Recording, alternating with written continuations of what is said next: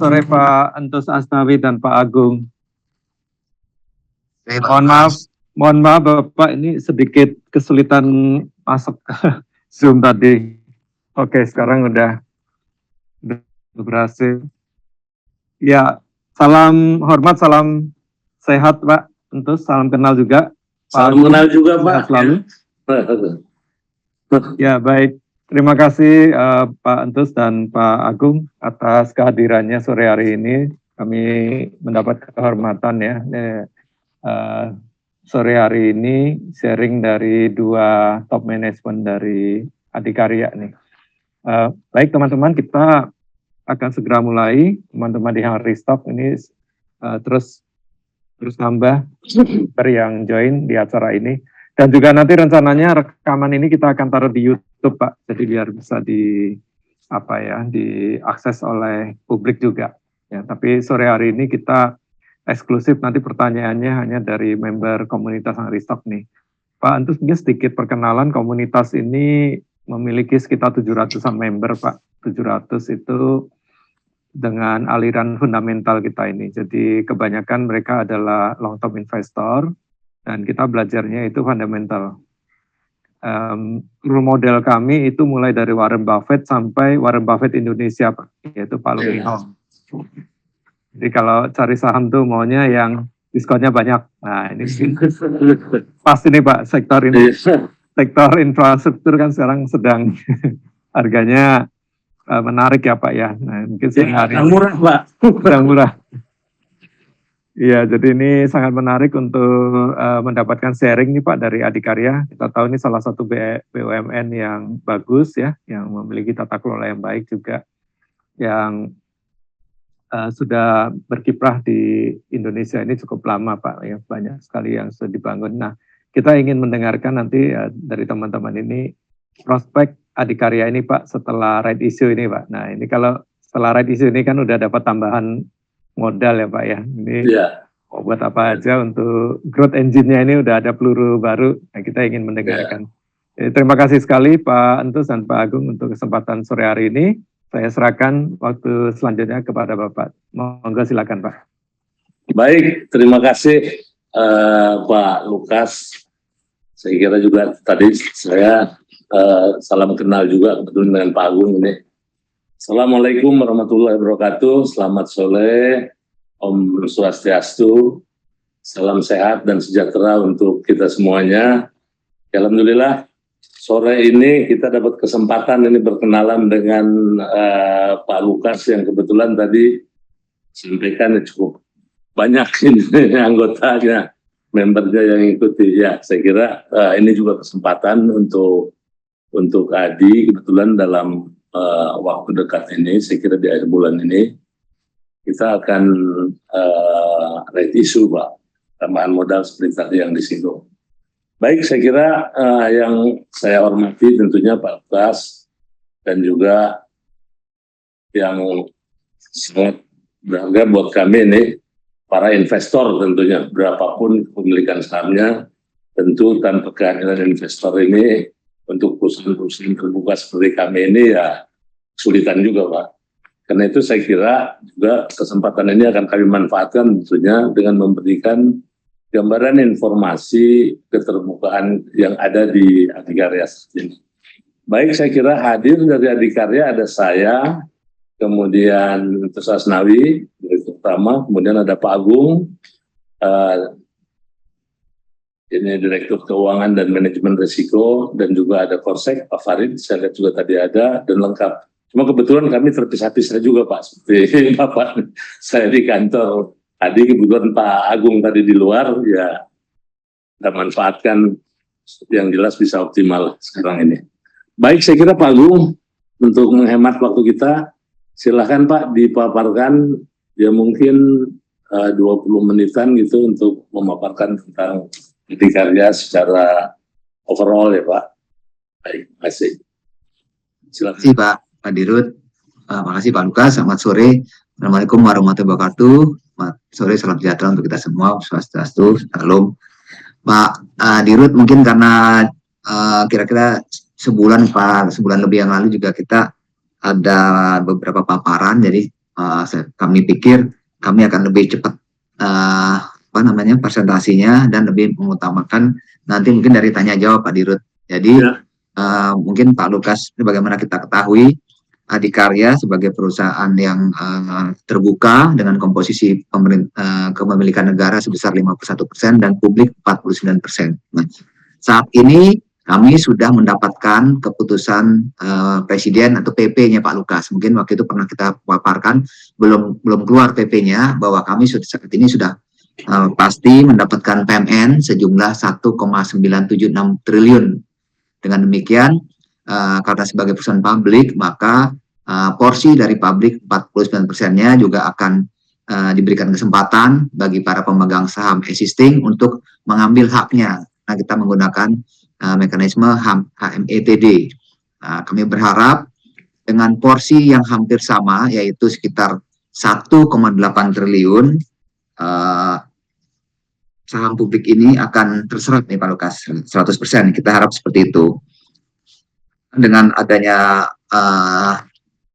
tambahan PMN 1,9 dan 1,8 itu, maka kami berharap dengan komposisi yang tetap sama, yaitu 51 dan 49, namun equity ADI akan meningkat dari saat ini sekitar 6 triliun menjadi, kami berharap sampai double digit nantinya Pak Lukas. Jadi equity kita akan paling tidak bila terserap 100%, kita akan ada ditambah sekitar 3,8 triliun dari 6 triliun, ya sekitar 9,8 triliun. Jadi ini tentu saja menjadi suatu milestone yang paling baik untuk kami, karena memang apabila dibandingkan dengan karya-karya yang lain, posisi kami ini yang paling kecil equity-nya.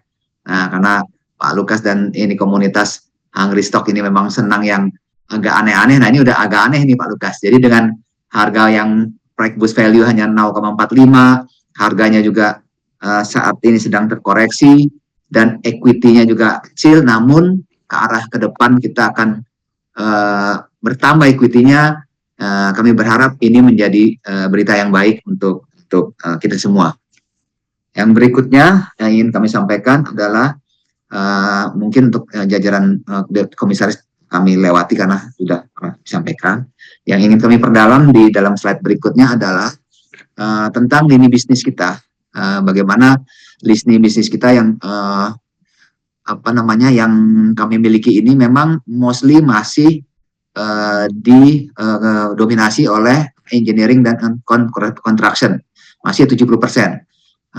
Property dan hospitality ini yang kami berharap tahun-tahun ini dan tahun depan dengan adanya corporate action ini akan menjadi juga tambahan engine ADI. Jadi sekarang kita engine-nya masih di engineering construction 70%, masih di infrastruktur, gedung dan lain-lain, ya termasuk perkereta apian. Namun ke depan dengan makin dekatnya peresmian LRT, ya sekarang LRT sudah ada timeline-nya dengan ketat, Pak Lukas dan rekan-rekan dari Hungry Stock, bahwa kami berharap dengan timeline uji coba dan sebagainya, nanti tahun depan kita sudah benar-benar akan mendapatkan komersialisasi atau operation secara komersial di tahun depan, dan ini tentunya akan memberi angin segar bagi sales kita di perusahaan kita ACP yang memang terfokus atau terpusat aset-aset propertinya di sepanjang jalur TOD. Nah, demikian pula dengan anak perusahaan kami yang ADI Persada Property yang saat ini ada terpusat di beberapa kampus-kampus ternama, ya. Ini juga kami berharap dengan sudah mulai masuk sekolahnya teman-teman mahasiswa, adik-adik mahasiswa di tahun ini, di bulan Agustus kemarin sudah rata-rata sudah offline, kami juga sudah mulai melihat ada tanda-tanda recovery. Nah, kami berharap tahun depan ini untuk properti dan hospitality akan juga menambah engine bagi ADI. Berikutnya untuk manufacture, yaitu dari sisi precast atau beton, dan perusahaan kami ADI Persada Beton saat ini memang masih normal dan masih berjalan dengan baik. Namun kami berharap juga tahun depan ketika IKN malah sudah mulai menunjukkan pembangunannya, ada kontribusi juga yang cukup baik dari perusahaan kami di Persada Beton, karena memang akan terjadi pembangunan yang cukup masif kami perkirakan di sana. Nah, termasuk bahkan di tahun ini pun sudah ada anggaran untuk IKN sekitar 20 triliun, dan kita sudah juga dapat beberapa proyek di sini, dan kami berharap ini juga menjadi engine bagi kami untuk tahun depan. Nah, dari sisi investasi dan konsesi, dari yang sering kami sampaikan bahwa kami ketika masuk ke dalam suatu investasi, maka kami mempunyai tagline prudent, selektif, dan kreatif. Oleh karena itu, ketika memilih investasi, misalnya di jalan tol, kami hanya akan masuk ke dalam proyek-proyek jalan tol yang memiliki LHR tinggi. Ya, jadi kami saat ini memiliki 2 jalan tol dan investasi kami dalam jumlah yang tidak besar, yaitu di Jogja Solo dan Jogja Bawen. LHR di kedua proyek ini cukup tinggi, lebih daripada 20.000, sehingga dengan LHR sedemikian, kami perkirakan IRR-nya pun di atas 12% atau 12,5%. Oleh karena itu, kami akan memiliki, tujuannya adalah agar kami memiliki kemudahan ketika nantinya kami akan melepas saham di tol ini, karena memang kami intensinya tidak dalam jangka panjang memiliki tol ini. Demikian pula untuk proyek investasi lain, dengan telah kita inisiasinya dan bahkan sudah mulai beroperasi, ya, meskipun dalam kapasitas yang masih rendah, yaitu di pengolahan sampah di Medan dan pengolahan air di Dumai. 2 proyek ini, atau jumlah air dan proyek sampah ini, juga menjadi bagian yang akan nanti mendapatkan guyuran dari dana right issue. Jadi mungkin kami tekankan lagi di sini Pak Lukas dan rekan-rekan semua, bahwa semua dana PMN yang akan kita dapat dan right issue yang kita akan dapat, itu semuanya akan kita gunakan untuk chip in pada penyertaan kita di proyek-proyek investasi. Nah, jadi tidak ada yang serupiah pun yang akan kita gunakan untuk pembayaran hutang. Jadi sekali lagi, murni ini untuk kita memperkuat operasional kita, bukan untuk pembayaran hutang. Berikutnya dapat kami sampaikan bagaimana gambaran dunia konstruksi, ya, khususnya dari sisi industri. Nah, menurut kami saat ini pemerintah masih konsisten memberikan stimulus yang baik kepada infrastruktur. Ini terbukti dari bagaimana angka anggaran infrastruktur kita naik tahun depan sebesar 7% menjadi 392 triliun, dan sudah mulai adanya tender-tender, bahkan udah mulai ada progres pelaksanaan pembangunan di IKN. Kami pun yang sebagai kontraktor mendapatkan juga proyek utamanya, yaitu pembangunan rumah kerja pekerja bagi seluruh pekerja yang ada di situ. Jadi ada sekitar 4 lantai dengan puluhan ribu pekerja. Kita dapatkan itu bersama dengan Wika, karena kami berdua adalah yang baru memiliki bukan kompetensi, ya, memiliki produk modular untuk pembangunan gedung. Jadi untuk rumah pekerja ini nanti akan ada 4 lantai itu menggunakan teknologi modular. Nanti ke depan keniscayaan bahwa gedung-gedung maupun bangunan-bangunan itu akan menggunakan teknologi modular. Dan di Indonesia ini, khususnya di kami, di karya-karya, kami dan Wika yang sudah memiliki kompetensi tersebut. Demikian pula dari sisi dukungan pembiayaan. Kami melihat bahwa pemerintah memang sungguh-sungguh membuat infrastruktur ini menjadi hal yang utama ketika terbentuknya INA. Dengan terbentuknya INA, maka alternatif pembiayaan bagi kami kontraktor makin terbuka. Tadi sebelumnya kami biasanya menggunakan obligasi pasar uang ataupun perbankan.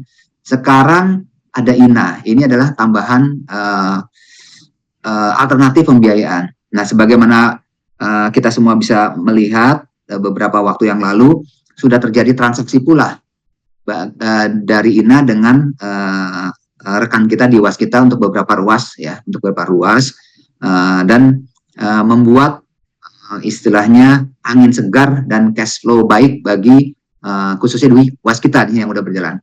Namun kami pun kemarin juga mendapatkan angin segar juga nih, dapat aliran juga secara tidak langsung dari INA ketika transaksi INA dan Waskita berjalan.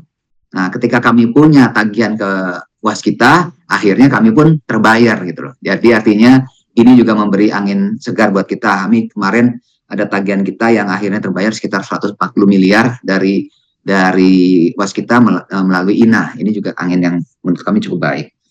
Berikutnya kami sampaikan beberapa proyek ya yang sedang kami jalankan ongoing sampai dengan saat ini. Jadi sampai dengan saat ini memang ada 174 ongoing project yang sedang kita kerjakan. Nah, ini beberapa yang besar yang cukup dominan dan dari Aceh misalnya tol Sigli Banda Aceh dengan nilai kontrak sekitar 8,2 triliun. Ini kami berharap tahun ini pun akan selesai. Jadi sudah hampir selesai semua. Kami berharap ini akan selesai sehingga ada lagi pemasukan untuk pembayaran dari sisa termin yang belum terbayar. Sekarang ada sisa termin nanti sampai dengan Desember kami perkirakan sekitar 2,9 triliun dan tahun ini kami perkirakan, kami harapkan akan mendapatkan pembayaran sekitar 1 triliun. Sisanya mungkin di awal tahun.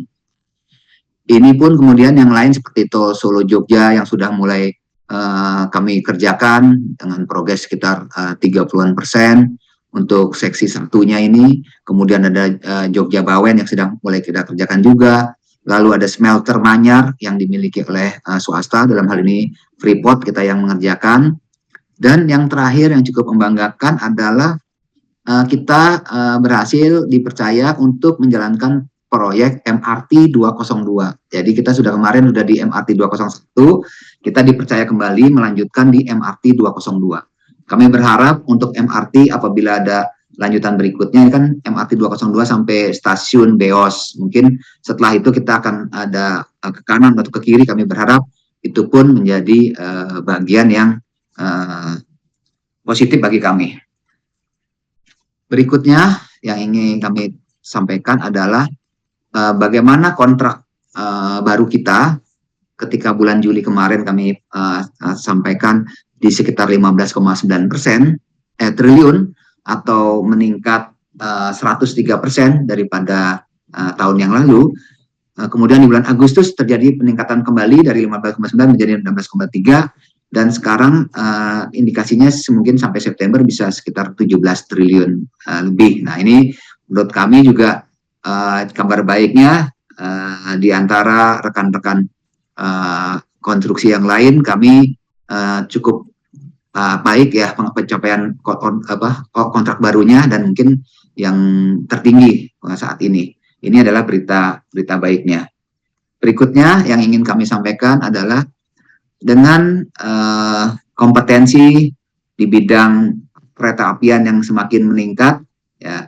Jadi selain memang kami sudah terbiasa dengan infrastruktur ya, gedung dan sebagainya dan jalan, saat ini kompetensi di bidang perkereta apian menjadi kompetensi yang cukup baik di ADI. Nah, ini terbukti tadi kami sempat singgung bahwa kami dipercaya kerjasama dengan Shimizu untuk mengerjakan MRT Jakarta 202. Ini cukup sulit, mungkin secara teknis cukup sulit juga pekerjaan di 202 ini.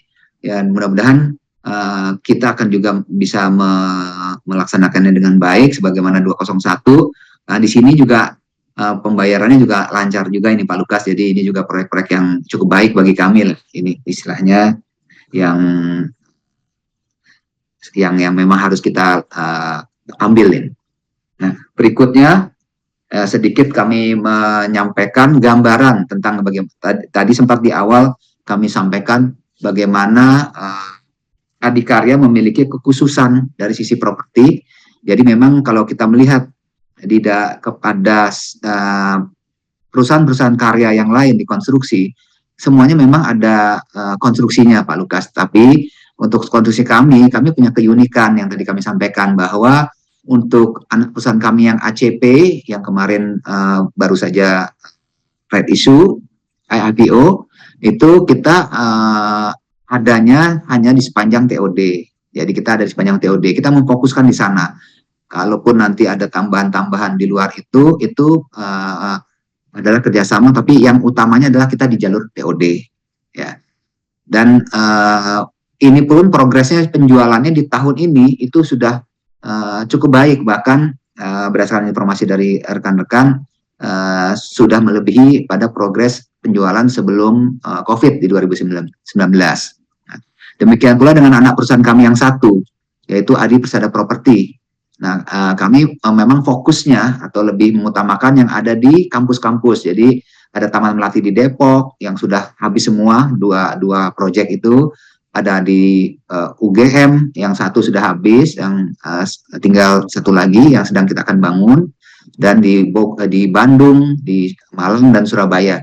Jadi memang ini pun utama-utamanya adalah di kampus-kampus yang ternama, dan memang untuk properti ini sejak pandemi terjadi pukulan yang cukup telak kepada kami di dua proyek ini, baik di ACP ketika mundurnya LRT beberapa kali ini menjadi pukulan karena banyak orang mempertanyakan, Pak Lukas, ini jadi nggak LRT-nya? Nanti saya beli di TOD nggak jadi LRT-nya kan percuma. Nah, ini dengan sekarang makin masifnya dan makin clear-nya uji coba nanti akan lebih banyak kelihatan LRT itu akan bolak-balik. Mungkin tadinya satu LRT, satu gerbong, dua gerbong, nanti mungkin akan bolak-balik seluruhnya sampai 20-an kereta itu akan mundar-mandir di semua jalur kita. Itu pasti akan menjadikan trigger bagi para calon pembeli di TOD di ACP. Nah, demikian pula dengan yang di kampus nih APP. Di sini kemarin ketika kampus tutup, ini tentu saja tidak ada penjualan sama sekali di sana. Orang juga mulai belum tahu kapan kampus akan dibuka lagi secara offline, makanya penjualannya tutup cukup berat. Oleh karena itu pembangunannya pun kami memang agak pelan ya, agak kami jadi lambat karena memang sebaiknya kan di sisi developer kami bukan dari pinjaman, sebenarnya adalah dari sales yang ada. Oleh karena itu sekarang sales sudah mulai ada, tapi pembangunannya masih agak lambat. Mungkin kita akan memerlukan juga tambahan-tambahan dari pinjaman atau talangan dalam waktu pendek untuk bagi jembatan dari sales yang agak terlambat ini. Kemudian yang berikutnya sedikit elaborasi dari yang kami sampaikan di depan, bahwa dalam memilih proyek-proyek investasi kami memiliki kriteria selain selektif dan prudent dari sisi misalnya LHR maupun IRR-nya, kami juga melihat bagaimana kita harus kreatif melihat ke depan, bahwa ke depan bisnis-bisnis yang berhubungan dengan lingkungan itu menjadi bisnis yang akan menjadi hal yang utama. Nah, saat ini kami dibandingkan mungkin yang lain, kita lebih dulu masuk ke dalam proyek-proyek tersebut. Meskipun saat ini memang ada yang sudah investasi seperti yang di kawasan industri Medan, namun ada juga yang bersifat kontraktor. Ya, kita hanya kontraktor. Misalnya di RDF Bantar Gebang yang kemarin sempat ada banyak di berita, itu kami hanya sebagai murni kontraktor. Namun dari situ kita tentu dapat bisa belajar. Jadi belajar tentang bagaimana mengelola RDF baik secara teknis dan lainnya. Nah, demikian pula dengan beberapa tempat pengolahan sampah terpadu atau TPST. Kita di Bali ada 3 tempat yang sedang kita kerjakan dan akan juga kami harap juga akan mulai meningkat. Nah, proyek-proyek yang berhubungan dengan pengolahan sampah atau limbah seperti ini itu Adi dalam beberapa waktu terakhir ini memang agak banyak ya, memang sebagai kontraktor kami agak banyak, dan itu yang menyebabkan kita juga mulai masuk ke dalam investasinya, Pak. Jadi kita udah ada investasi di Medan, meskipun masih tahap awal, masih tahap 1, belum seluruh limbah kita olah, namun ini sudah akan kita lanjutkan di tahap-tahap berikutnya, apalagi dengan adanya dukungan tadi right issue. dengan direct issue, maka sebagian dananya juga kita akan gunakan untuk investasi tersebut. Jadi tidak akan investasi ini mengganggu cash flow operasional untuk pekerjaan yang rutin yang lainnya. Nah, yang di bawah juga dari sisi air, di mana kami yakin air akan menjadi masalah di kemudian hari, akan menjadi isu di kemudian hari. Bahkan saat ini pun sudah mulai ada pembatasan-pembatasan dalam penggunaan air tanah. Oleh karena itu, isu tentang pengolahan air bersih ini menjadi penting. Oleh karena itu, kami sudah punya juga investasi di kerjasama dengan perusahaan swasta, baik itu Adaro maupun dari Q-Water di Korea. Kita sudah ada beberapa proyek kita di Spam Dumai dan juga di Spam Karian ini yang akan kita kerjakan dengan dari dana PMN. Jadi untuk yang Spam Karian ini sebagian dananya itu dari PMN juga. Jadi kita ada ikut juga di sini investasi. Dana inilah yang akan kita akan menggunakan dana PMN dan tentunya saja right issue juga. Nah, berikutnya, ini hanya ingin menunjukkan bahwa kami komit dalam menjaga kepercayaan yang diberikan. Terbukti di sini untuk rating kami masih bisa jaga di rating A-. Ya, kami berharap ini akan meningkat, mengingat kami setelah menyelesaikan seluruh kewajiban-kewajiban kami di tahun 2000 sampai dengan 2022 kemarin. Terakhir adalah di bulan Mei kita melunasi atau merefinance obligasi kita sebesar 3,5 triliun. Ya, dari obligasi yang sebenarnya kita membutuhkan dana sekitar 3,2 triliun. Karena oversubscribe, akhirnya kami manfaatkan ini menjadi poin untuk melakukan reprofiling fasilitas kita. Jadi kita saat ini memiliki kewajiban-kewajiban yang lebih panjang gitu Pak Lukas, karena kewajiban jangka pendek dari beberapa perbankan yang bersifat pendek dan berbunga tinggi itu kami lunasi. Jadi ada beberapa fasilitas di perbankan yang kami lunasi yang floating dan cukup tinggi rate-nya, dan kami gantikan dengan obligasi ini yang kemarin kita bisa mengeluarkan obligasi dengan oversubscribe dengan 3 tenor, yaitu tenor 3, 5, dan 7 tahun. Artinya kami sudah melock posisi floating rate dari sisi cost of fund kita di angka sekitar 9,17 atau 9,2. Nah, sebelumnya juga di atas itu, tapi kami bisa akan lock ini. Nah, kami berharap locking ini akan menjadi mitigasi bagi kami ketika ke depan dari informasi dari berita yang ada akan ada kenaikan dari misalnya The Fed akan menaikkan, dan kami berharap ini tidak akan berlanjut ya, tapi apabila terjadi kenaikan The Fed maupun BI rate, kami sudah melock lebih daripada 50% dari cost kami ini Pak, dari sisi obligasi ini. Jadi kan sudah jangka panjang 3, 5, dan 7 tahun. Nah, dengan adanya ini dan reprofiling ini, kami sudah mulai beralih juga ke beberapa proyek untuk dilakukan proyek dengan skema project financing. Jadi kami sudah melakukan piloting untuk melihat bagaimana suatu proyek kita biayai dengan anggaran tertentu, dengan angka tertentu, sehingga kita lebih firm, lebih tahu bagaimana aliran dana, cash flow, dan financingnya dengan tepat, sehingga laba ruginya lebih kelihatan. Nah, kita sudah melakukan proyek-proyek beberapa kita akan uji coba dengan ini. Nah, berikutnya ini yang strategi yang akan kita terus lakukan meskipun kita nanti sudah mendapatkan dana PMN atau dari publik ya, right issue ini, yaitu kita akan tetap meningkatkan kapabilitas internal, terutama penerapan 3 lines of defense. Ini pun menjadi arahan dari Kementerian BUMN. Jadi hari ini pun kami sudah mendapatkan arahan seluruhnya ya, Direktur Keuangan dan Manajemen Risiko dari Kementerian BUMN bahwa penerapan 3 line of defense itu akan menjadi fokus. Jadi diharapkan seluruh BUMN tidak terkecuali dari konstruksi pun harus menerapkan 3 line of defense. Namun demikian kami sesuai dengan arahan Pak Dirut dan dari komisaris juga sudah menerapkan terlebih dahulu konsep Three Line of Defense ini ketika tadi teman-teman operasional memilih proyek yang akan dikerjakan, sudah melakukan mitigasi terlebih dahulu dengan memilih proyek-proyek yang ber-LHR tinggi ataupun ber-IRR tinggi, dan bohir atau ownernya itu juga dipercaya akan bisa membayar. Nah, tadi walaupun swasta, tapi kita memilihnya swastanya yang Freeport misalnya seperti itu. Jadi first line-nya sudah jalan di sini dari teman-teman operasional, dan kami pun dari sisi second line di keuangan dan manajemen risiko tentu akan mengimbangi dengan bagaimana mitigasi-mitigasi tambahan seperti yang kami sebutkan tadi, seperti melok tingkat bunga dengan jangka panjang dan sebagainya. Nah, kemudian juga dari sisi operational excellence juga kita tingkatkan. Jadi pengawasan dan peningkatan kinerja dari Direktorat Quality, Healthy and Safety kami juga semakin kita tingkatkan.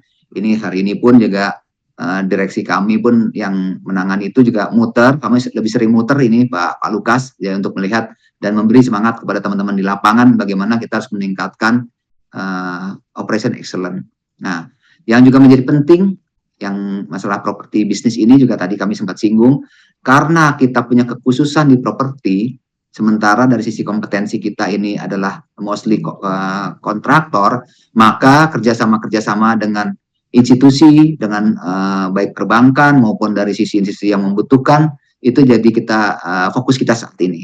Jadi sudah ada penjajakan kerjasama baik dengan perbankan maupun korporasi untuk perumahan bagi milenial yang ada di sepanjang nanti untuk beli rumah apartemen di sepanjang jalan TOD, maupun dengan kerjasama dengan kampus-kampus. Jadi kita udah sedang banyak melakukan pembicaraan bagaimana membuat kampus apartemen sekitar kampus kita menjadi dormitory. Ini ya pembicaraan yang menjadi fokus kita.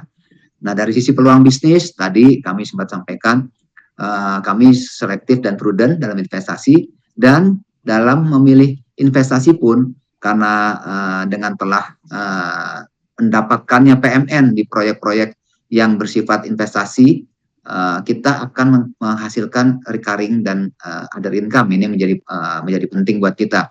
Ketika tadi kami sampaikan investasi di bidang pengolahan limbah maupun air itu adalah recurring income kita di tahun-tahun ke depan. Jadi kita sekarang lagi membangun, kami berharap ini menjadi recurring income yang lebih cepat hasilnya. Mungkin kalau dari sisi jalan tol lebih panjang, kami berharap ini akan lebih lebih cash to cash-nya lebih cepat. Makanya kami memilih di sini. Demikian pula dengan bisnis di bidang sustainable and green business ya, green environment, ini juga menjadi fokus kami. Nah, untuk membackup semua itu dari sisi keuangan, sebagaimana kita ketahui kelemahan atau yang menjadi hambatan ADI adalah modal yang kecil. Oleh karena itu sejak 2019 kami berusaha untuk menguatkan modal kami, dan puji syukur alhamdulillah ini tahun ini akhirnya kita mendapatkan PMN juga 1,976 yang tadi kami awal kami sampaikan.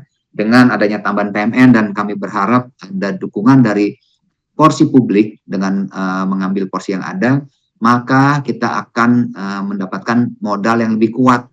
Dengan adanya modal lebih kuat, tentu saja leverage kami akan lebih ringan, lebih baik lagi dan lebih banyak lagi kesempatan yang kami bisa ambil ketika kami sudah kuat secara fundamental strukturnya. Demikian pula dengan percepatan pembayaran proyek-proyek besar kita. Kami berharap 2 proyek besar kita, yaitu Aceh Sigli akan selesai tahun ini, dan LRT yang akan segera selesai juga. Ini menjadi milestone utama untuk memperoleh pembayaran atas kewajiban-kewajiban yang sekarang ini harus kita bukan kewajiban, piutang-piutang yang harus kita terima ini masih banyak. Nah, demikian pula dengan optimalisasi aset ya. Jadi di sisi keuangan, selain kami membentuk tim percepatan penagihan piutang, juga kami membentuk tim optimalisasi aset. Jadi meskipun dengan angka yang mungkin tidak besar, tapi aset-aset kami sekarang kami berdayakan. Jadi aset-aset terbengkalai, baik itu berupa alat proyek, kendaraan-kendaraan yang lama, maupun tanah dan bangunan sudah selesai kami inventarisasi, dan ada yang harus kita jual, ada yang kita akan optimalkan dan sebagainya. Ini kita juga lakukan upaya-upaya optimalisasinya. Oke. Memang apa yang kami lakukan ini tidak seperti membalik tangan, Pak Lukas, karena hantaman di COVID di 2020 dan 2021 itu cukup besar. Kami pikir 2021 kami sudah bisa lompat, kami sudah bisa rebound dengan cepat dan kembali kepada posisi sebelum COVID. Namun demikian, kenyataannya 2021 COVID-nya masih panjang ya, ada COVID kedua, dan kami berharap ketika 2002 ini pun kita bisa kembali pulih, ada lagi hantaman Ukraine dan bayangan krisis ya. Dan paling tidak dari sisi cost, kami udah ada kenaikan cost karena adanya kenaikan biaya material maupun biaya energi nih. Jadi di HPP kami memang ada kenaikan di triwulan 2 ini sekitar 4% dari sisi HPP. Dari HPP kita sekitar 84%, sekarang 88%. Nah, upaya-upaya tersebut tentu saja kami lakukan untuk memitigasinya, baik secara negosiasi dengan pemilik ya, karena untuk jangka pendek maupun jangka panjang ini juga kita lakukan. Namun juga kita juga melakukan komunikasi dengan pemerintah. Ya, kami berharap ada campur tangan juga dari pemerintah atau bantuan dari pemerintah, karena kenaikan-kenaikan harga komoditi dalam hal ini yang mensupport konstruksi cukup signifikan di luar daripada yang kita mitigasi sebelumnya. Nah, oleh karena itu apabila melihat dari sini, meskipun di tahun 2000 dari sisi pendapatan bersih, laba bersih kita sebelum COVID ada di 665 miliar, namun 2020 ada di 24 miliar. Dan kita berharap setiap tahun guidance kita adalah doubling di bottom line dari 2020, kemudian 2021 meningkat di 56. Kami dari guidance kami sebenarnya tahun lalu, tahun ini pun meningkat 2 kali atau doubling dari yang sebelumnya. Kami berharap semua kenaikan-kenaikan yang ada itu masih bersifat temporary dan segera ada kabar baiknya, sehingga bisa kita melakukan koreksi-koreksi terhadap biaya-biaya yang muncul. Nah, kalau lihat di sini dari sisi rasio-rasio sebenarnya sudah ada perbaikan. Dari time interest earn kita ya sedikit membaik, dari DER pun kita sudah mulai menurun, dan dari sisi ekuitas pun kita sudah mulai kembali meningkat ya, dari 5,6, 5,7 saat ini sudah 2,6 triliun. Nah, mungkin sedikit gambaran dari kami seperti itu, dan kami sangat optimis Pak Lukas dan rekan-rekan semua bahwa kendala kita yang utama yaitu ekuitas yang rendah ini itu akan terjawab secara fundamental ketika adanya PMN dan right issue, dan ini tentu saja akan memberikan sentimen yang positif bagi kita baik secara operasional maupun secara kinerja saham. Kalau ngeliat kinerja saham kita kemarin sebenarnya kita agak stabil sebenarnya Pak Lukas, ketika kita sebelum terjadinya kenaikan the Fed dan BI rate kita ada di posisi 855 sebenarnya, tapi tiba-tiba beberapa hari kemudian terjadi kenaikan the Fed dan BI rate, langsung seluruh saham terkoreksi, bahkan sekarang indeks di bawah 7.000-nya jauh Pak Lukas, dan ini membuat kita juga kembali di posisi 700-an, 725, 730, meskipun kalau kami lihat sebenarnya kita masih cukup strong juga nih, lihatnya masih banyak yang sayang dengan ADI nih Pak Lukas, jadi banyak tahan dan ambil ADI lagi. Jadi kami berharap Bapak Ibu dari komunitas ini di Hungry Stock juga bisa melihat fundamental kita. Sebenarnya fundamental kita ini dapat kita jaga dengan baik, dan kita ini sekarang malah justru pada posisi siap rebound dengan adanya tambahan equity dari PMN dan right issue, ini kita siap rebound. Kami berharap nantinya pun dari sisi operasional dan dari sisi pasar pun akan cukup baik, sehingga kekuatan tambahan modal kita ini akan bisa teroptimalkan dengan baik dengan hasil top line dan bottom line. Mungkin dari kami itu Pak Dirut, kami serahkan kembali ke Pak Dirut dan Pak Lukas. Terima kasih.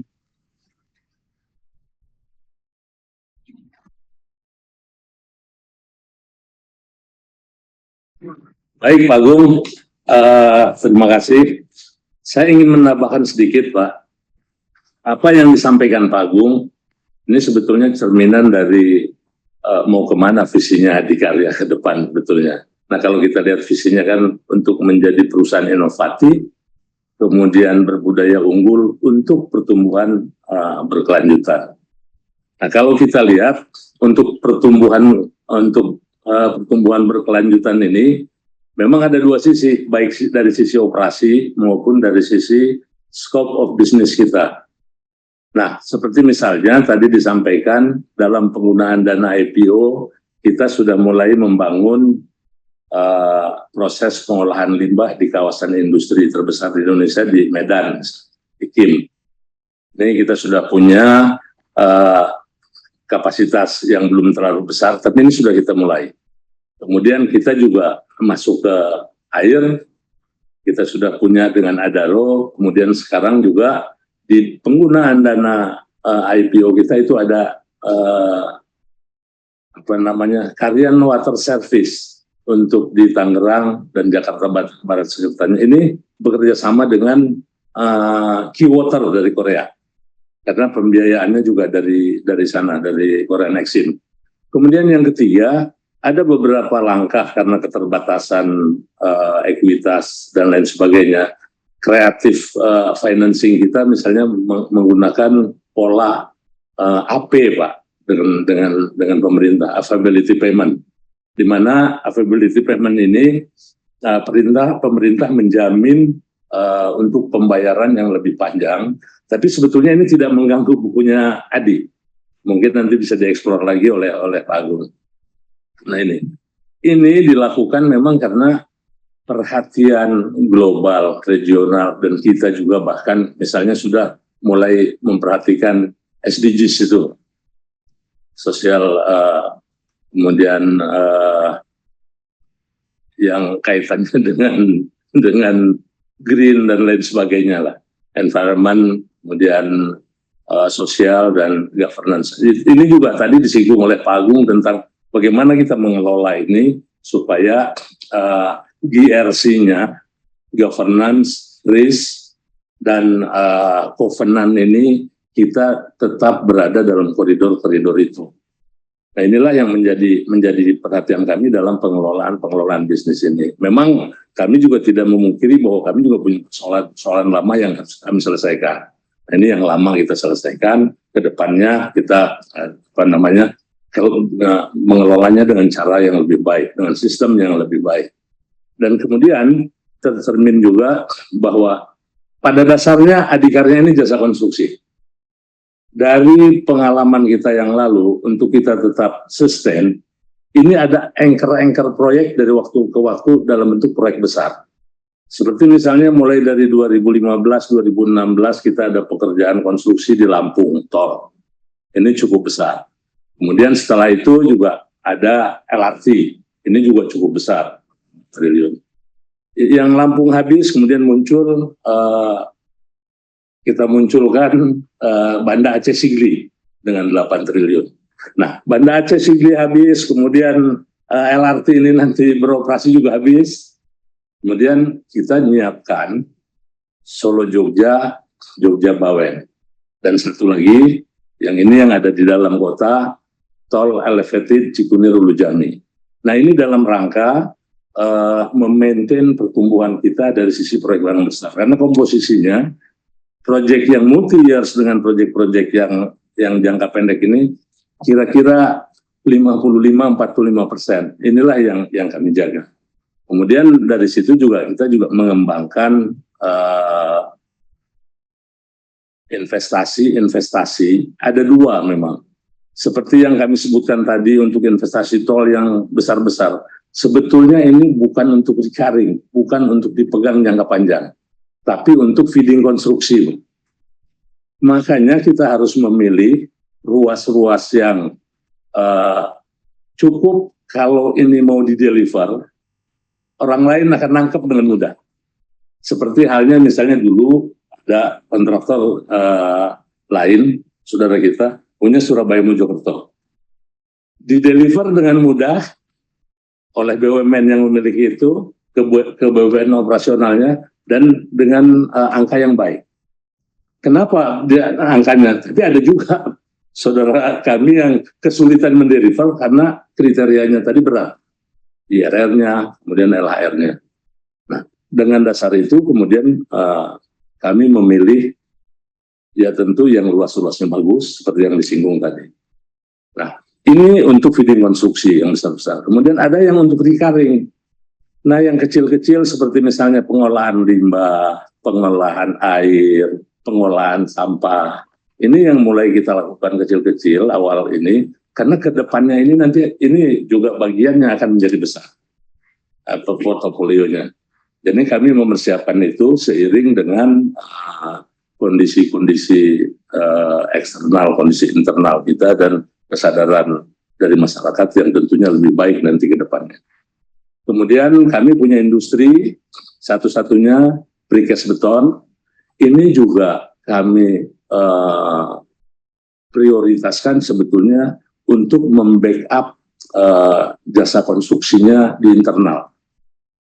Dan kami tidak terlalu besar ini karena di luar juga sudah cukup besar. Tapi karena ini bagian dari bisnis konstruksi yang pokok, kami tidak ingin ketergantungan terlalu besar ke pihak luar.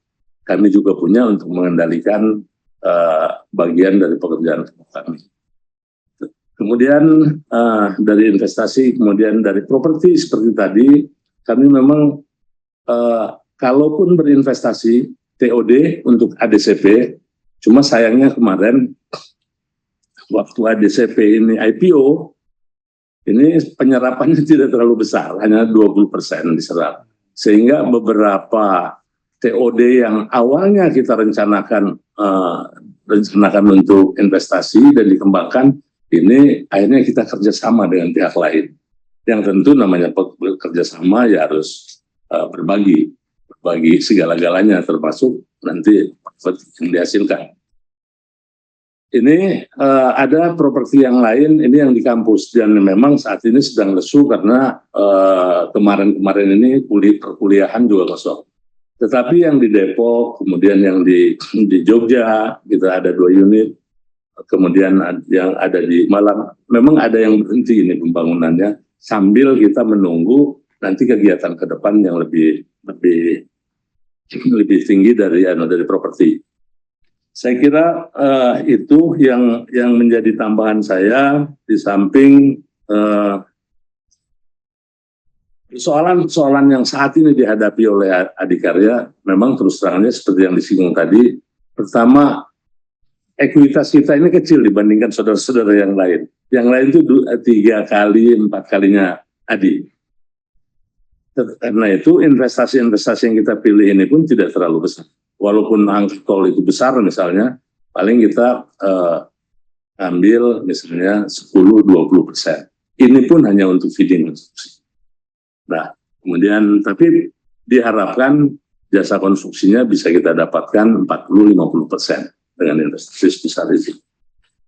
Dampaknya memang debt equity ratio. Nah, debt equity ratio ini kita mencari solusi bagaimana kita meningkatkan dengan berbagai cara, salah satunya meng-IPO-kan anak, kemudian yang kedua yang kita lakukan sekarang ini dengan PMN.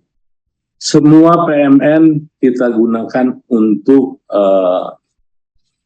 setoran modal nantinya untuk investasi. Tidak ada yang untuk nanti untuk operasionalnya, sebetulnya saat ini memang tinggi Dernyadi karena kita punya sisa pembayaran dari LRT dan Aceh Sigli ini yang kurang lebih hampir 8 triliun di situ di 2 proyek itu. Ini yang dengan ini 2 proyek ini bisa selesai, kemudian nanti tentunya ini juga akan memperbaiki, di samping ada tambahan dari aksi korporasi yang kita lakukan. Saya kira itu Pak Lukas yang bisa kami sampaikan termasuk persoalan-persoalannya. Terima kasih. Oke, baik Pak Entus juga Pak Agung, terima kasih atas sharingnya, paparan informasi yang diberikan, sangat jelas walaupun waktunya singkat sekali. Baik, teman-teman sudah banyak yang bertanya juga, saya bantu membacakan ya Pak ya. Kita Baik, mulai dari pertanyaan teman-teman dulu ini. Baik, dari Pak Filbert Suryadi ini bertanya, apa yang sudah dipersiapkan Adi untuk menyambut booming properti beberapa tahun ke depan. Waduh, ini ya kita aminkan aja deh Pak ya, booming propertinya. Iya. Cuma kapan akan pastinya terjadi kita juga belum tahu. Tapi kalau itu terjadi, apa yang Adi sudah persiapkan Pak untuk ngambil opportunity itu? Langsung Pak. Monggo Pak, silakan. Ya. Ya. Baik, saya kira properti saat ini mungkin masih banyak masalah, makanya kita juga memilih yang kira-kira yang masih punya tingkat kemampuan yang tinggi. Pertama, TOD yang ada di LRT. Ada 18 stasiun untuk LRT tahap 1. Dan nanti untuk tahap 2 ada kurang lebih 4 stasiun yang ke arah Bogor nantinya. Ini nanti dari 18 ini kami hanya mampu menyiapkan kira-kira 8 TOD, ada yang bekerja sama dengan pihak lain, ada yang kita miliki sendiri, dan ini akan teruji nanti dari 8 ini pada saat LRT-nya jalan. Tapi sekarang ini untuk komuter yang sudah jalan, walaupun agak jauh tempatnya, misalnya di Cisauk, kemudian di mana sebelah stasiun sebelum Cisauk itu Pak Agung, yang kita kerjakan juga dari Perumnas, kerjasama dengan kereta api, dengan tanahnya KAI Pak. Ini ternyata juga jualannya waktu itu kita tetapkan kalau belum terjual 70% tidak boleh membangun tower yang kedua. Sekarang kita sudah membangun persiapan membangun tower yang ketiga. Tapi memang situasinya karena saat ini di 2 tahun terakhir ini pendapatan juga untuk ke arah itu masih low, jadi kita juga masih menunggu Pak. Tidak segera menghabiskan energi untuk itu karena daya belinya juga masih rendah. Saya kira itu untuk di kampus-kampus memang kita punya beberapa tanah, kita juga masih menunggu. Upaya yang kita lakukan sekarang ini bekerja sama dengan universitas, misalnya kalau mau diselenggarakannya program untuk boarding, atau nanti di tempat lain kita juga merencanakan karena ada wacana universitas-universitas luar negeri itu punya kampus di Indonesia. Kampus ini kita mencari investor, kemudian investor ini tanahnya digunakan oleh universitas itu. Dan perencanaan kedepannya seperti itu. Kalau kita investasi sendiri juga, kalau dipergunakannya untuk misalnya disewakan, ini juga agak berat. Saya kira untuk properti ini ya mungkin sambil kita lihat. Tapi yang paling dekat di depan mata kita ini TOD-nya LRT, Pak. Yang kira-kira 6 bulan ke depan. Mungkin cukup ada tambahan, Pak Gung? Mungkin untuk properti, tadi sempat saya singgung tentang bagaimana meningkatkan kompetensi dari tim kita, Pak, dari sistem pemasaran lebih aktif.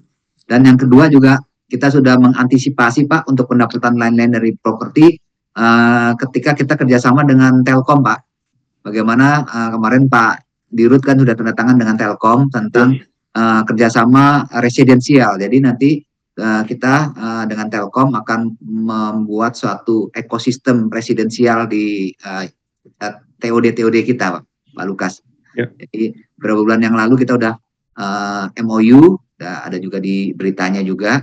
Dan ini kami berharap eksekusinya nih Pak, nanti segera akan ada eksekusi. Bagaimana nanti misalnya dari awal fibernya sudah masuk di dalam proyek-proyek kita dari awal, bagaimana seluruh ekosistem di sana termasuk pembayaran juga bisa masuk di dalam satu platform. Nah ini yang lagi kita dalam Pak. Nah ini jadi memang properti menjadi sesuatu yang harusnya bisa menghasilkan recurring income karena kan captive marketnya ada. Sepanjang jalur TOD itu jumlahnya bisa sampai kita punya ratusan ribu residensial nanti. Itu Pak, mungkin tambahan dari saya. Terima kasih. Ya, terima kasih kalau boleh bertanya lagi itu kalau 8 TOD misalnya ke depannya apakah ada kemungkinan opsi kita expand lagi Pak? Mengingat tadi jumlah titiknya kan banyak ya Pak, 18 Iya. tambah 4. Jadi kalau yang ke kota ini Pak, dari Cawang ke mana ke Duku Atas. Jadi di lane 2 ini harga tanahnya ini sudah sangat terlalu mahal karena MT Haryono kemudian masuk ke Kuningan, kemudian masuk ke Duku Atas. Ini pilihan kita hanya kerjasama. Karena kalau untuk membeli, wah ini agak harus berhitungnya lebih lama itu. Itu Pak. Kemudian yang di ini, pada umumnya TOD kita ini, TOD-nya ADCP itu, ya sekitar ada yang mulai 5 hektar, ada 8, kemudian ada juga yang 10. Bahkan ada yang besar, itu di Sentul, tapi nanti untuk tahap kedua. Ini landed. Itu ada 80 hektar kurang lebih. Ini nantinya landed di situ. Nah, ini kira-kira kalau 10 hektar kira-kira 12 tower misalnya kita siapkan. Kalau misalnya 5 hektar, 6 hektar bisa 8 tower. Dan polisinya kita bangun dulu sekarang. Nah, memang nanti mengantisipasi ini kan perlu diuji juga. Kita misalnya buru-buru bangun 3 ternyata daya belinya juga belum berubah. Makanya ini kita 1 dulu, terserap sekian persen, baru tahap berikutnya. Jaga nafas juga Pak. Jaga nafasnya. Jadi kira-kira nanti memang di pinggir-pinggir TOD itu akan ada tower. Yang ini juga bisa saja kita bekerja sama dengan para pihak seperti yang disampaikan Pak Agung tadi, yang akan nanti menjadi recurring income untuk memanajemeni apartemen maupun yang fasilitas-fasilitas multipurpose yang ada di situ, Pak. Oke, baik, terima kasih Pak Antas. Pertanyaan berikutnya ini dari Pak Edward, ini mengenai struktur modal nih Pak. Untuk kontrak konstruksi yang baru pengerjaannya sekarang ini, apakah masih menggunakan utang? Apakah seandainya semua proyek sudah selesai, utang yang lama bisa berkurang? Kalau bisa berkurang, berapa persen? Apakah manajemen punya target untuk menurunkan debt equity ratio sampai titik berapa? Ya, nanti saya sampaikan langsung Pak. Yang pertama, memang saat ini, terutama sejak 2020 sampai ke sini, ini peningkatan perbandingan utang dengan ekuitas ini meningkat pesat luar biasa. Ini disebabkan karena di awal 2020 kita pengakuan awal untuk penerapan PSHK 72 untuk bisnis properti. Sehingga yang tadinya sudah kita akui revenue, tetapi belum kita deliver, karena kan sebelumnya 20% uang muka sudah bisa kita catatkan sebagai revenue. Tapi di aturan yang baru di PSHK 72 ini, kalau belum deliver, belum bisa diakui. Karena itu kemarin kita cukup besar merubah itu berdasarkan aturan, dan impact-nya adalah ekuitas kita yang tadinya sudah 6,8 jadi 5,6 Pak. Dari sisi ekuitas turun, otomatis kemudian ini meningkat. Di sisi lain, owner-owner kita ini seperti yang kebetulan kena hit keras oleh COVID, kita juga punya pembangunan misalnya di Terminal F2 dari Angkasa Pura. Kita juga membangun juga di Manado, punya Angkasa Pura 1. Nah, ini juga kan kemudian menjadi, karena di restructure kemudian menjadi berkepanjangan piutangnya. Sekalipun ada beberapa bunga interest cost-nya yang masih bisa kita diskusikan. Nah, kemudian harapannya memang untuk memperbaiki debt equity ratio ini, pertama ya kita cairkan piutang-piutang kita. Yang seperti saya sampaikan tadi di proyek-proyek besar ini, seperti LRT itu struktur keuangan pembayarannya kan dari 23,3 triliun, 4,2 triliun itu turnkey, Pak. Ya. Turnkey. Tetapi turnkey ini memang di backup dengan fasilitas SCF sehingga mitra kerja kita yang terus bekerja ini masih bisa mendapatkan pembayaran. Nah, dari yang 19 ini dibayar setiap 3 bulan.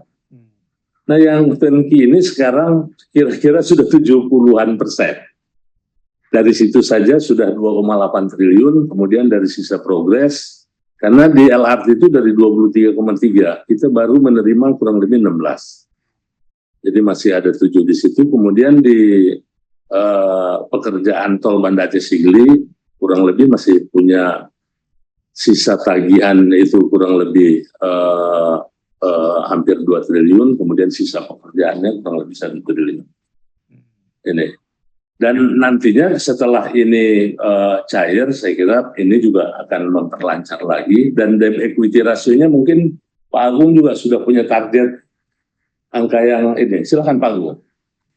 Ya Pak, jadi terkait dengan pertanyaan ini, tentu saja apabila sudah ada pembayaran, kita akan melakukan pelunasan atau pembayaran terhadap utang-utang kita. Karena kan rata-rata pinjaman bank itu diberikan atas dasar underlying project. Ini Pak Edward, jadi kita memang atas dasar underlying project, jadi bank pun ketika proyek dibayar kan disalurkan melalui bank tersebut. Oleh karena itu, setelah dipotong kewajiban-kewajiban terhadap bank, maka sisanya baru masuk ke kita. Oleh karena itu, kami berharap dengan adanya pembayaran ini kita bisa menurunkan DER kita ya, apalagi dengan adanya penambahan ekuitas sampai di angka 3,5 sampai 3,7 mungkin maksimal. Ini target kita. Kami berharap lebih baik lagi.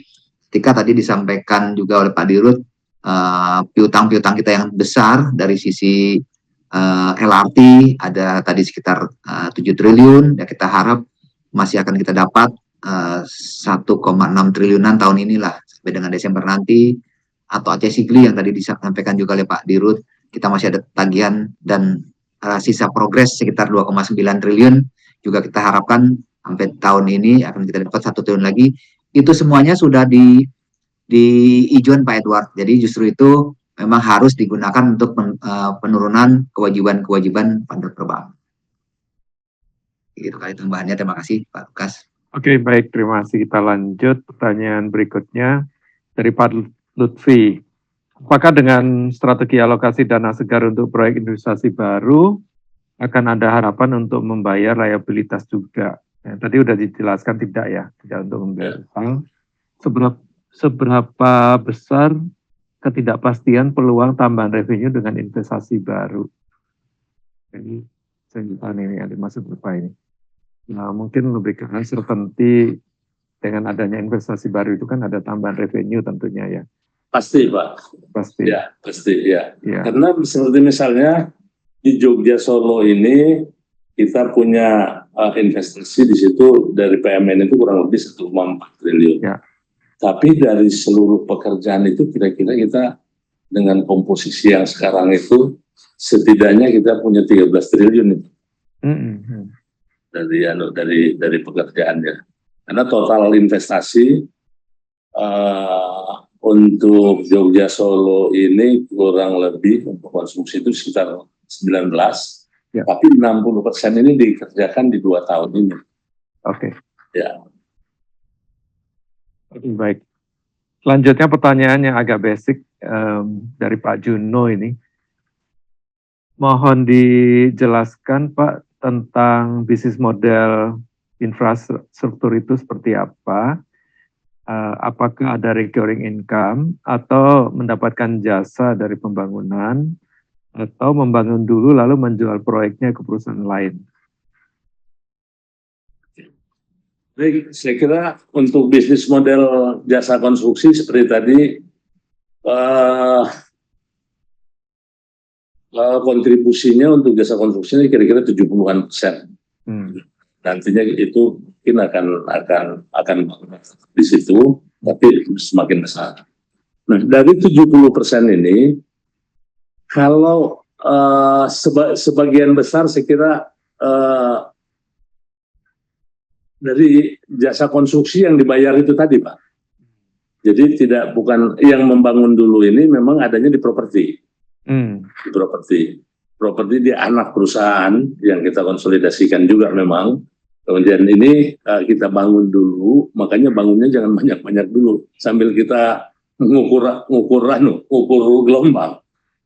Jadi kita bangun satu, ini sudah 70, 80 terdeliver, geser dan seterusnya. Kenapa?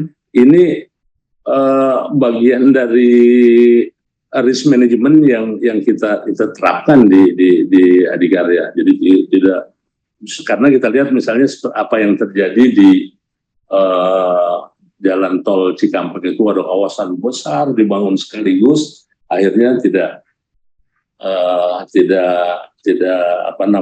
terjual dan akhirnya menjadi mangkrak. Ini kita melihat sambil belajar juga dengan yang kita juga belajar dari pengembang swasta yang luar biasa bagaimana mereka memanajemeni bisnis propertinya. Kemudian yang lain sekarang ini memang dikembangkan oleh Kementerian Keuangan itu affability payment, Pak. Jadi pembayaran dari ketersediaan layanan. Kita membangun dulu 2,5-3 tahun, misalnya seperti reservasi jalan gitu. Kemudian nanti buat negara memang pola pembiayaan ini tidak masuk ke belanja modal, tapi masuknya ke belanja barang. Nah, dengan masuknya ke belanja barang itu hampir sama dengan pemeliharaan. Bisa jadi programnya kementeriannya. Sehingga misalnya kita membangun dulu 1 triliun dan ini kebetulan kemarin kami memulai ini, Pak Agung, dengan pola pembiayaan AP yang bekerja sama dengan perbankan syariah. Karena untuk bank konvensional belum bisa masuk, Pak. Jadi ada produk namanya IMBT, Ijarah Muntahiyah Bitamlik. Jadi sambil kita bangun, sambil kita jual. Nanti ini 20% jadi asetnya Adi, 20%, 80% jadi asetnya si perbankan syariah tadi itu. Sampai nanti dengan selesai, mereka bayar terus. Sampai dengan waktunya selesai, kemudian mulai masuk angsuran dari pemerintah, karena ada jaminan dari Kementerian Keuangan.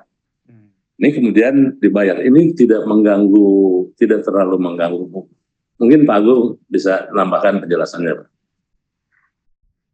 Ya, mungkin kalau dari sisi stream revenue tadi disampaikan memang tiga-tiganya ada semua. Baik kita sebagai pekerja dan dibayar, yang tadi 70%, 80% sebagai kontraktor, atau yang tadi recurring itu tadi baik bisa dalam bentuk kita punya pengolahan limbah dan pengolahan air minum, maupun bangun dan jual dari properti. Nah, khusus yang recurring tadi yang tadi saya Pak Dirut, bahwa kita ada skema IMBT itu, Ijarah Muntahiyah Bitamlik itu, yang skemanya kita gampangnya kita kerjakan, tapi barangnya punyanya BSI, Bank Syariah Indonesia, dan kita hanya dibayar karena mengerjakan itu, karena melakukan perbaikan jalan sepanjang di jalur Sumatera. Bayaran kita ini langsung menjadi pendapatan kita yang menjadi rutin. Jadi kita ada angka fix setiap tahun kita dapat sekitar 200 miliar yang akan kita terima selama 12 tahun ke depan. Ini juga bagian dari recurring income model baru ini sebenarnya Pak Lukas. Jadi kita merawat jalan selama 12 tahun. Itu jadi recurring kita. Mungkin itu Pak tambahannya. Terima kasih. Oke, baik. Ya, kita lanjut ya, karena pertanyaannya datang bertubi-tubi nih, tapi waktu tinggal sekitar 15 menit. Oke, sangat antusias. Baik, maka dari Pak Franky, mau tanya untuk proyek tol Sigli Banda Aceh, proyek LRT apakah bisa selesai akhir tahun ini, Pak? Kemudian untuk revisi apakah pasti akan terrealisasi tahun ini? Baik, yang pertama untuk proyek Banda Aceh Sigli ini ada 6 ruas. Jadi untuk yang 5 ruas pasti selesai. Cuma untuk 1 ruas yang dari arah Sigli ke Banda Aceh, ini karena ada, kebetulan di situ ada ujungnya Bukit Barisan, yang kalau misalnya pakai terowong juga kemahalan, akhirnya digeser alignment-nya. Kita masih tetap menggunakan open cut itu, jalan terbuka, tapi agak geser. Karena itu kemarin dengan pertimbangan itu ini mungkin yang seksi 6 yang geser ini masih berlanjut sampai bulan April. Tapi itu disepakati semua pihak karena itu kondisinya difahami oleh semua pihak. Kalau pelaksanaannya Banda Aceh Sigli itu seperti pada saat Presiden meresmikan, itu dianggap juga yang tercepat juga penyelesaiannya waktu itu. Nah, untuk LRT ini sebetulnya kalau dari sisi pekerjaan prasarana kita nyebutnya, prasarana itu mulai dari rel, kemudian stasiun, kemudian ada sistem signaling, ini sebetulnya sudah terpasang semuanya. Kemudian keretanya juga, transetnya juga sudah ada. Hanya yang menjadi concern semua pihak sekarang, memang karena kereta ini grid of automation-nya level 3, driverless. Dan ini adalah kereta pertama untuk massal driverless. Karena nanti hariannya itu kira-kira kurang lebih bisa ada seribuan perjalanan itu setiap harinya itu. Nah, semua 31 transit, kemudian pada jam-jam tertentu headway-nya ini untuk lintas 1 itu 3 menit. Yang dari Cawang ke ke atas. Kemudian yang ke Bekasinya kurang lebih nantinya 4 menit, karena nanti dari 2 kemudian menjadi 1. Itu. Kemudian kalau berdasarkan kesepakatan termasuk review yang dilakukan oleh KAI dan Perhubungan, karena Perhubungan ini baru kira-kira bulan Juli lalu menunjuk lagi satu pihak ahli kereta api dari Inggris, Crossrail namanya, untuk mereview. Nah, sekarang sedang dalam proses itu semuanya. Semata-mata untuk melihat bagaimana kereta ini dengan sistem GOE3 ini bisa berjalan dengan baik dan tidak ada masalah di kemudian hari. Jadi memang kita akhirnya semua pihak merelakan untuk memundurkan dari akhir 2022 menjadi Juli, pertengahan Juli. Kalau dari schedule yang sudah kita sepakati, kemarin saya juga menandatangani kesepakatan itu bersama dengan para pihak lainnya, komit dengan schedule untuk bisa operasi di 12 Juli tahun depan. Itu. Kemudian apalagi tadi dari Pak Franky ya. Mungkin itu Pak. Tadi kalau nggak salah hanya Banda Aceh Sigli dan LRT. Ada lagi Pak? Radisio apakah terrealisasi tahun ini? Harusnya ya Pak ya? Harus.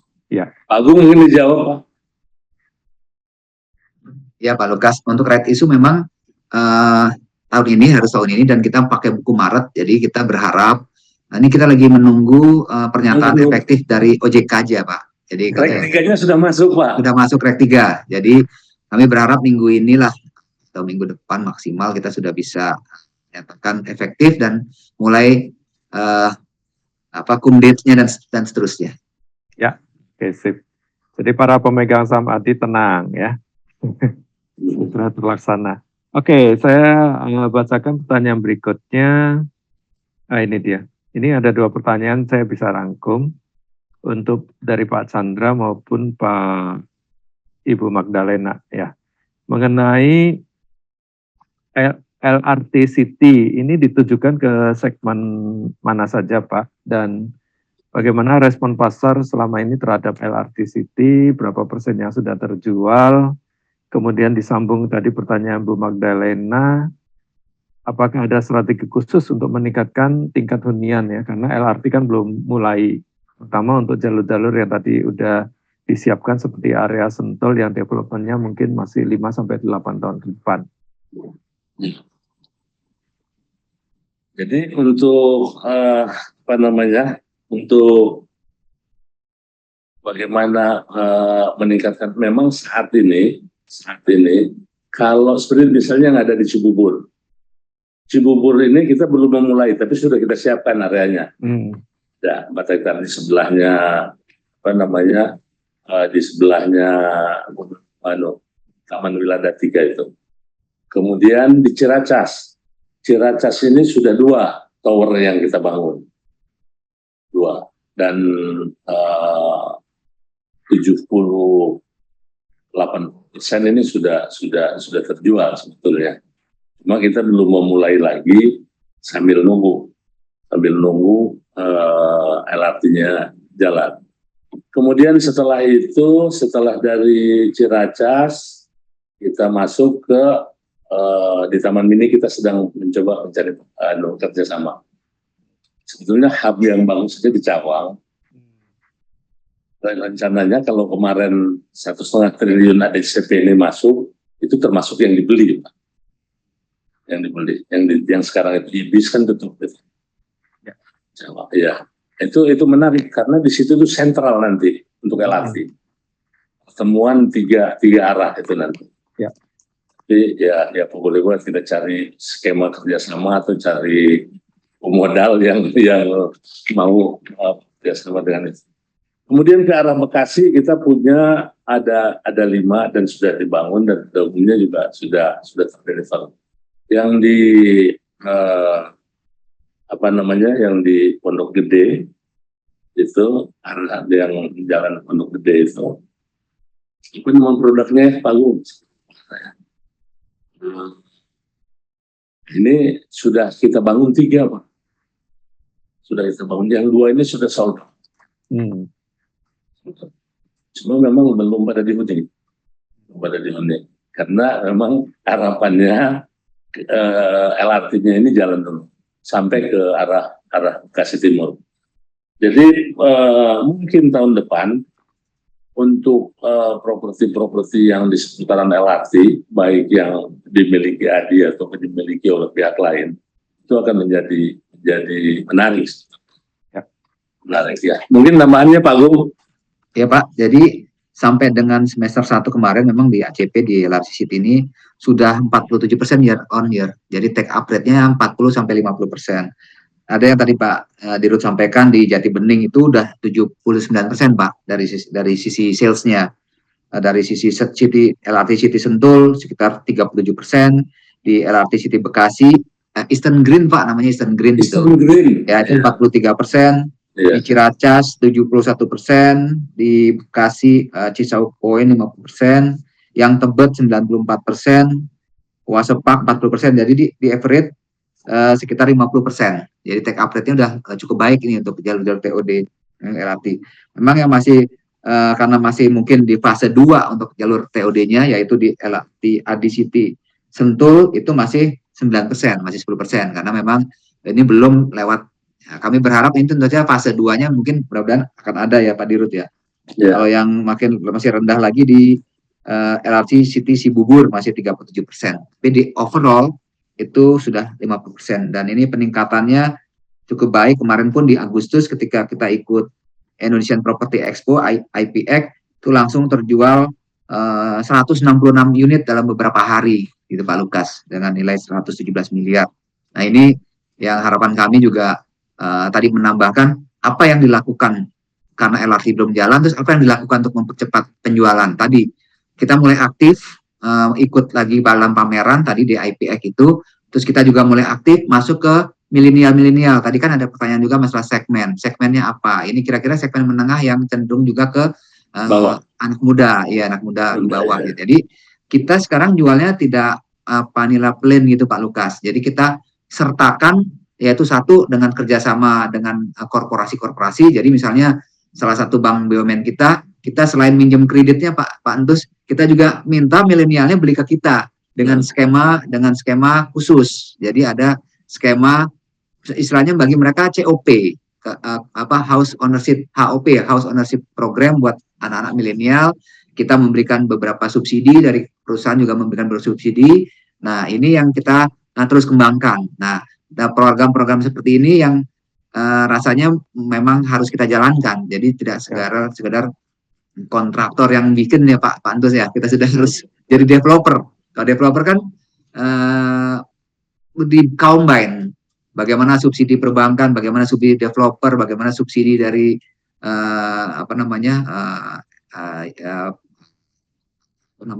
stakeholder lainnya itu kita jadikan satu. Itu yang arah kita seperti itu. Dan mudah-mudahan langkah-langkah itu bisa mengimbangi belum selesainya LRT. Namun kami berharap nanti dengan makin banyaknya uji coba, nah kita akan mulai udah diskusi juga dengan rekan-rekan di ACP bahwa kita akan adakan pameran-pameran di titik-titik stasiun yang belum diresmikan atau belum jadi, tapi kita sudah mulai bisa melihat di situ. Jadi nanti orang-orang yang ada di sekitar jalur, kemarin kita sudah diskusikan juga Pak Dirut, bagaimana misalnya di Kuningan ada titik stasiun kereta, radius 1 kilonya dari situ harus kita datangin semua itu kantor-kantor. Jadi kami sebut programnya Goes to Office, ADCP Goes to Office, nanti kita akan bikin seperti itu. Ya. Nah kalau yang APP Goes to Campus, itu yang kita lakukan. Mungkin itu. Beli rumah dapat kereta ya Pak Gung? Iya. Beli apartemen dapat kartu pas LRT. Mungkin itu tambahan. Harganya menurut saya untuk misalnya untuk milenial masih oke, Pak. Bukan yang di jalur lane 1, Pak ya. Cawang MT Haryono itu memang dasar awal tanahnya sudah sangat mahal. Ya. Tapi kalau yang di jalur lain ini masih berapa ya per meternya sekarang ya? Kami ngitungnya gini kemarin Pak, dari sisi pemasaran.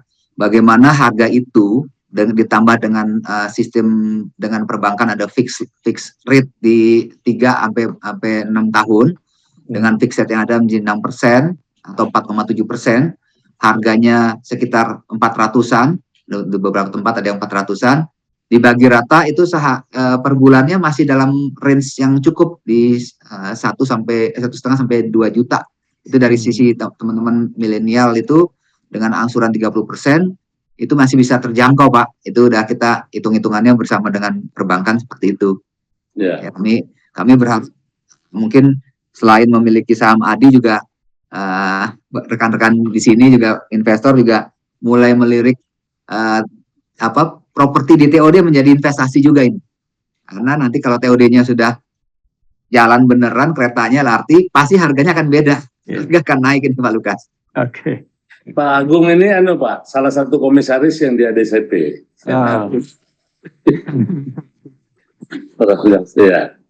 Iya, baik.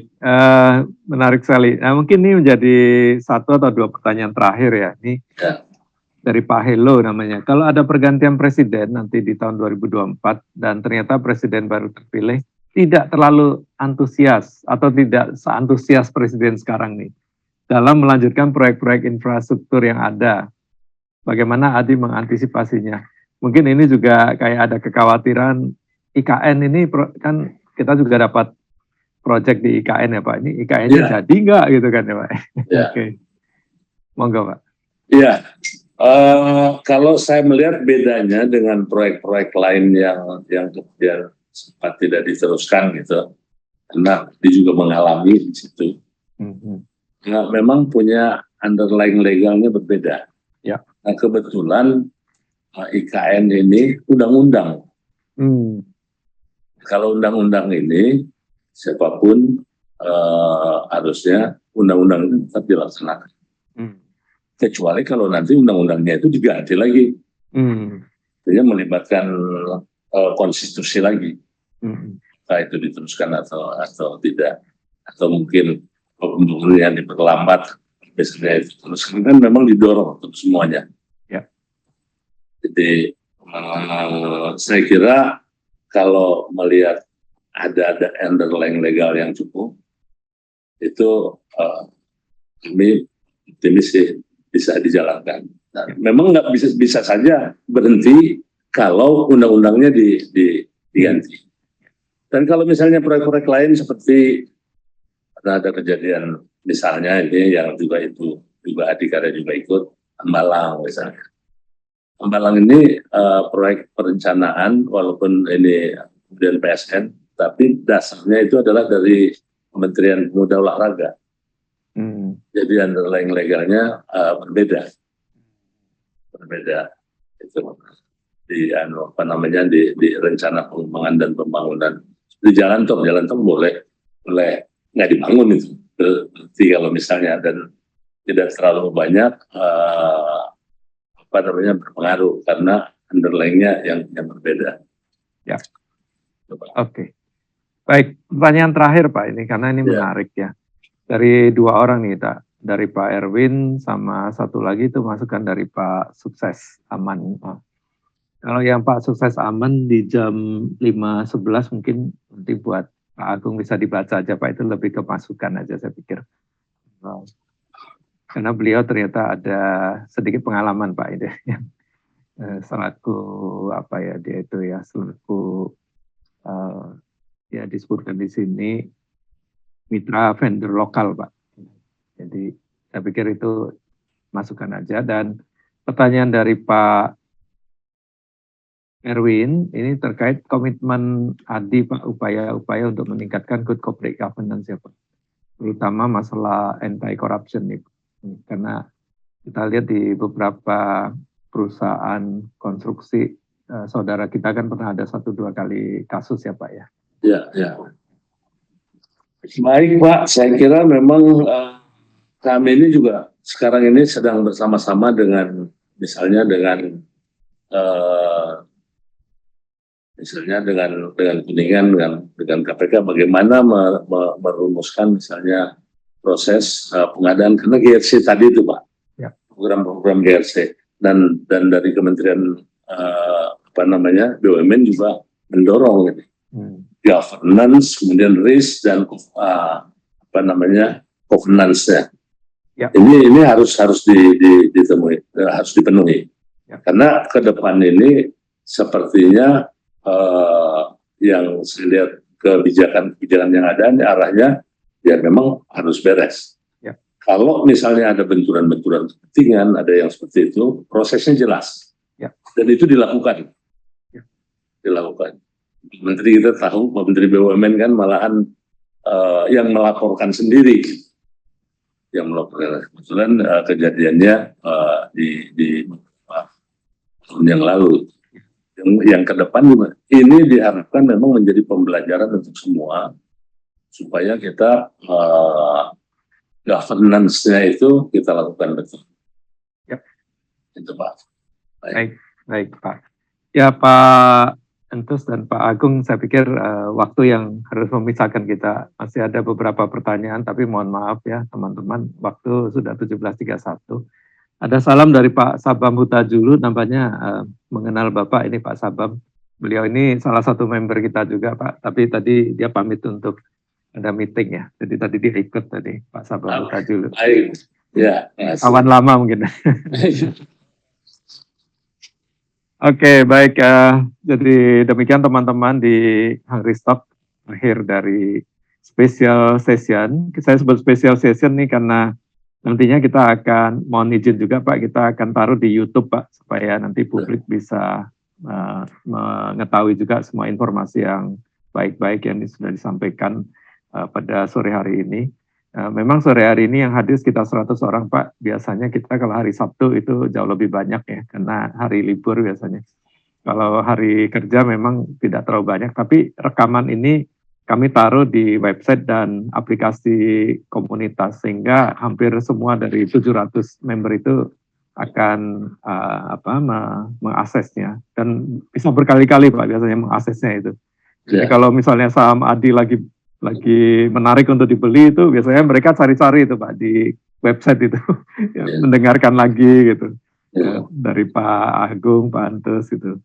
Dan memang setelah Pak Agung hadir waktu itu impact short term-nya ke kinerja harga saham ADI cukup bagus tuh Pak, saya lihat ya. Dari 700 tuh sempat ke 855. Wah, saya udah happy tuh. Ayo lanjut terus. Waduh, nggak taunya Fed-nya naikin suku bunga, di Amerika mulai pada khawatir, dolar naik, ya, IHSG drop ya di bawah 7.000. Ya mau nggak mau kita juga pasti kena Pak. Tapi kita kan long term investor ya. Kita melihat jangka panjangnya.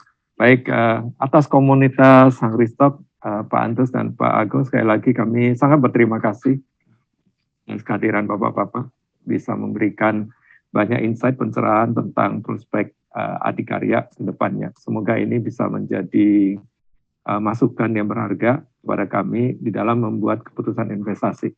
Ya. Sebagian sih udah punya sahamnya Pak, makanya pertanyaannya. Terima kasih Pak. Ya, tetap yang penting tetap sehat Pak Antus, Pak Agung, tetap sehat ya, dan bisa memimpin perusahaan ini menjadi lebih baik lagi, berkontribusi untuk Indonesia. Baik, terima kasih Pak. Atur nuwun sangat. Terima kasih. Bapak Ibu sekalian, terima kasih. Salam sehat. Ya. Kita tunggu berikutnya lagi Pak. Apalagi nanti kalau udah harga sahamnya naik, kita harus undang lagi nih Pak. Boleh Lagi. Iya. Anytime Pak Lukas. Terima kasih. Ya, Tuhan berkati. Terima kasih.